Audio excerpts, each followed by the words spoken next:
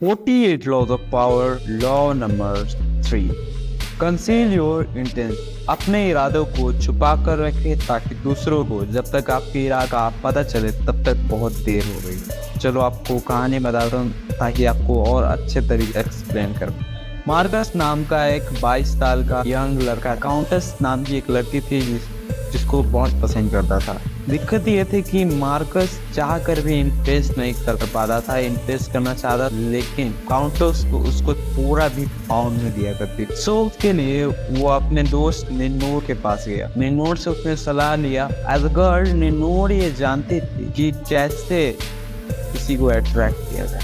अब निनोर ने मार्कस को यह सलाह दी कि तुम काउंटेस से थोड़ा सा दूरी बना लो, उसे एज ए फ्रेंड की नज़र से देखो. अब मार्कस भी निनोर की कही गई बातों को फॉलो करने लगा. अब मार्कस ने उसे बाद में कहा कि अब तुम देखो, अब तुम जब भी किसी पार्टी में जाओ तो लड़कियों को अपने साथ लेके जाना, कुछ लड़कियों को. और मार्कस ने ये भी किया. एज अ गर्ल निनोर ये जानती थी कि लड़कियां लड़कों की तरफ ज्यादा अट्रैक्ट होती है कि और लड़कियां चाहती. अब हुआ क्या कि जब मार्कस ने ये सब चीजें फॉलो, उसके बाद उसने देखा कि ये काउंटेस भी उसकी तरफ अट्रैक्ट होने लगी.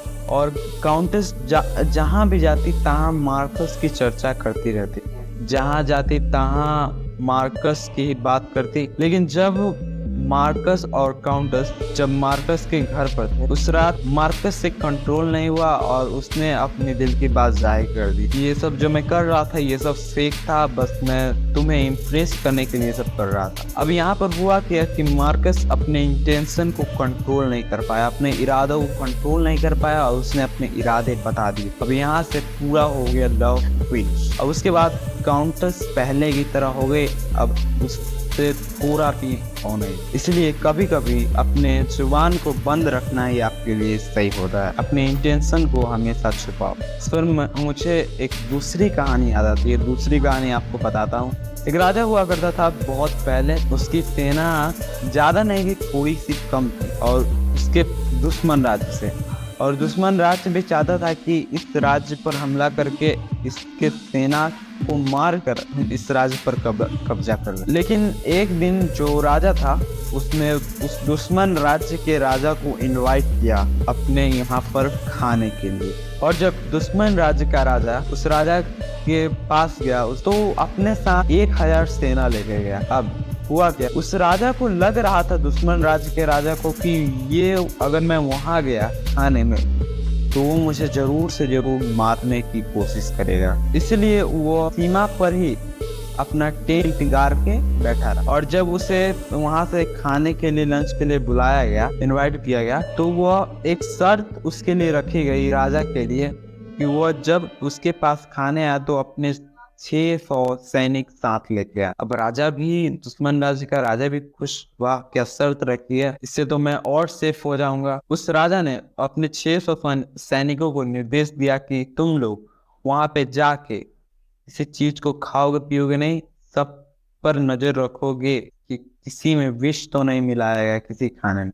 अब जब वो भोजन पर गए तो वहां पर राजा को एक अपर लेवल पर ट्रीट किया जा रहा था कि वो जो दुश्मन राज्य का राजा था वो राजा है और हमसे उसके दास हैं. इस तरह उसको ट्रीट किया जा रहा था. और दुश्मन राज्य का राजा भी सोच रहा था कि वाह, लगता है ये हमसे हार गए, लगता है इन्होंने पहले ही हार मान ली.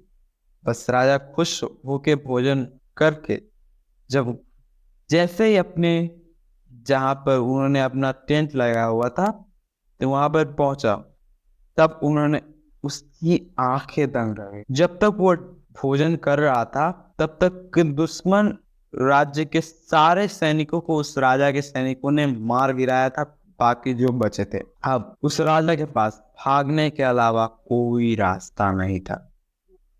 अब यहाँ पर भी ये लॉ काम आता है कि हमेशा दूसरों को छलावे में रखे ताकि वो आपके असली इरादों को जब तक जाने तब तक बहुत देर हो गई. और उस राजा ने यही किया और इस प्रकार उस राजा के पास घुटने टेकने के अलावा और कोई रास्ता नहीं बच गया था. और इस प्रकार उस राजा ने बिना युद्ध किए बिना उस राजा को घुटने पर ला दिया. ये होता है लॉ का पावर। तो ये था पावर लॉ 3। जय हिंद, जय भारत।